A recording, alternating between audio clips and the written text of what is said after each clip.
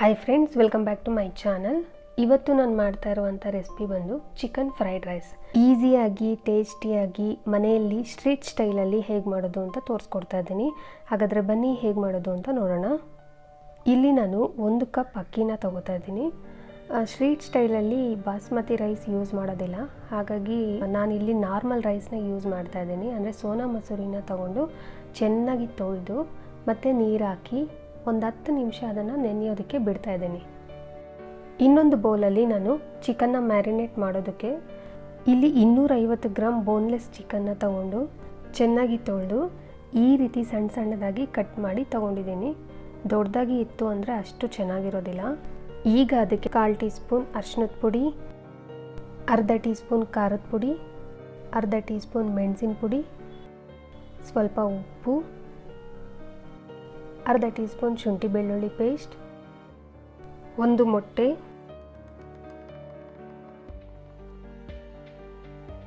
ಹಾಗೆ 1 tea spoon ನಿಂಬೆಹಣ್ಣಿನ ರಸ, 1 ಟೀ ಸ್ಪೂನ್ ಮೈದಾ, 1 ಟೀ ಸ್ಪೂನ್ ಕಾರ್ನ್ಫ್ಲವರ್.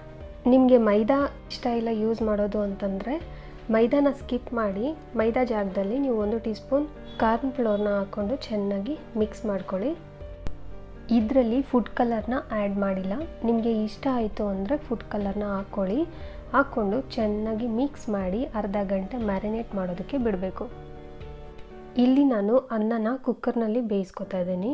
ನೀವು ಪಾತ್ರೆಯಲ್ಲಿ ಕೂಡ ಬೇಯಿಸ್ಕೋಬೋದು, ಅದರಲ್ಲಿ ಇನ್ನೂ ಚೆನ್ನಾಗಿ ಉದ್ರುದ್ರಾಗಿ ಅನ್ನ ಆಗುತ್ತೆ. ಕುಕ್ಕರ್ನಲ್ಲಿ ನಾವು 1 ಕಪ್ ಅಕ್ಕಿಗೆ 2 ಕಪ್ ನೀರನ್ನು ಹಾಕ್ಕೊಂಡು ನಾವು ಬೇಯಿಸ್ಕೊತೀವಿ. ಆದರೆ ಇಲ್ಲಿ ಫ್ರೈಡ್ ರೈಸ್ಗೋಸ್ಕರ 1 ಕಪ್ ಅಕ್ಕಿಗೆ 1.5 ಕಪ್ ನೀರನ್ನು ಹಾಕಿ ಬೇಯಿಸೋದ್ರಿಂದ ಅನ್ನ ಚೆನ್ನಾಗಿ ಉದ್ರುದ್ರಾಗಿ ಆಗುತ್ತೆ.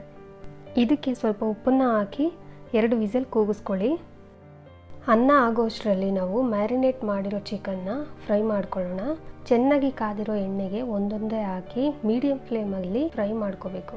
ನಾವು ಹೈ ಫ್ಲೇಮಲ್ಲಿ ಬೇಯಿಸ್ಬಿಟ್ರೆ ಬೇಗ ಬೆಂದಿರೋ ಥರ ಮೇಲೆ ಕಲರ್ ಬಂದ್ಬಿಡುತ್ತೆ, ಒಳಗೆ ಸರಿಯಾಗಿ ಬೆಂದಿರೋದಿಲ್ಲ. ಅದಕ್ಕೆ ಮೀಡಿಯಂ ಫ್ಲೇಮಲ್ಲಿ ಚೆನ್ನಾಗಿ ಬೇಯಿಸ್ಕೊಳ್ಳಿ. ಈ ರೀತಿ ಫ್ರೈ ಆಗಿರೋದನ್ನ ಒಂದು ಪ್ಲೇಟ್ಗೆ ತೆಗೆದಿಟ್ಕೋಬೇಕು. ಕುಕ್ಕರ್ನ 2 ವಿಸಿಲ್ ಕೂಗಿಸಿ ಕಂಪ್ಲೀಟಾಗಿ ಪ್ರೆಷರ್ನ ಹೋಗಿಸಿದ್ದೆ. ಈಗ ನೋಡಿ ಎಷ್ಟು ಚೆನ್ನಾಗಿ ಉದ್ರುದ್ರಾಗಿ ಅನ್ನ ಆಗಿದೆ ಅಂತ. ಈ ರೀತಿ ಉದ್ರುದ್ರಾಗಿ ಇರಬೇಕು. ಈ ರೀತಿ ಬೇಯಿಸ್ಕೊಂಡ್ಮೇಲೆ ಇದನ್ನು ಒಂದು ತಟ್ಟೆಗೆ ಹಾಕಿ ಕಂಪ್ಲೀಟಾಗಿ ತಣ್ಣಗೆ ಮಾಡ್ಕೋಬೇಕು. ಇದು ತಣ್ಣಗಾಗುತ್ತೆ. ಅಷ್ಟರಲ್ಲಿ ಸ್ಟವ್ ಮೇಲೆ ಒಂದು ಕಡಾಯಿನ ಇಟ್ಕೊಳ್ಳಿ.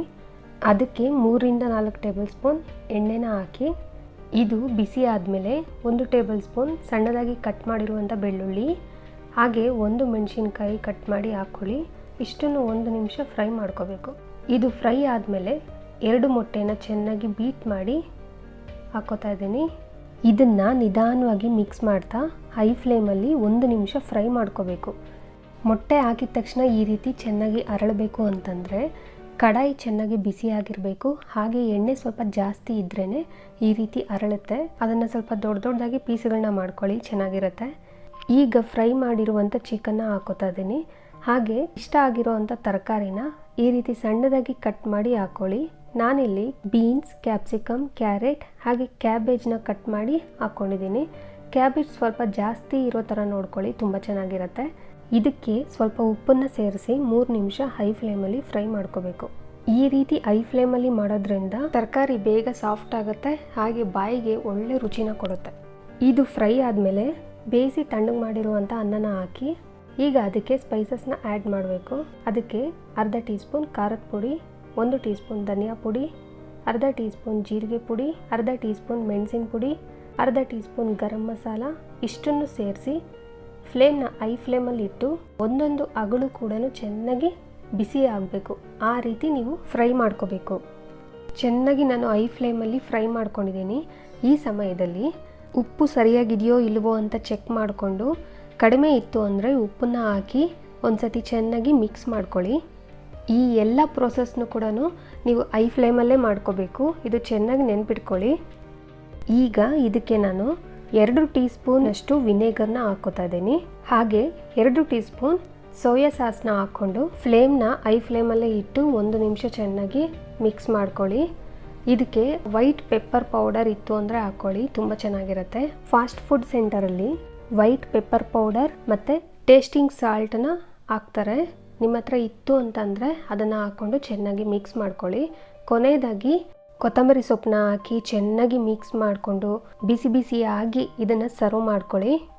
ತುಂಬ ಟೇಸ್ಟಿಯಾಗಿ ಈಸಿಯಾಗಿ ಫಾಸ್ಟ್ ಫುಡ್ ಸೆಂಟರ್ಗೆ ಹೋಗದೆ ಮನೆಯಲ್ಲೇ ಚಿಕನ್ ಫ್ರೈಡ್ ರೈಸ್ನ ಮಾಡ್ಕೋಬೋದು. ಈ ರೆಸಿಪಿ ನಿಮಗೆ ಇಷ್ಟ ಆಯಿತು ಅಂದರೆ ಪ್ಲೀಸ್ ಲೈಕ್ ಮಾಡಿ, ನಿಮ್ಮ ಫ್ರೆಂಡ್ಸ್ಗೆ ಶೇರ್ ಮಾಡಿ. ಹಾಗೆ ಒಳ್ಳೆ ರೆಸಿಪಿಗೋಸ್ಕರ ನಮ್ಮ ರೆಸಿಪಿ ಟೈಮ್ ಕನ್ನಡ ಚಾನಲ್ನ ಸಬ್ಸ್ಕ್ರೈಬ್ ಮಾಡ್ಕೊಳ್ಳಿ. Thank you.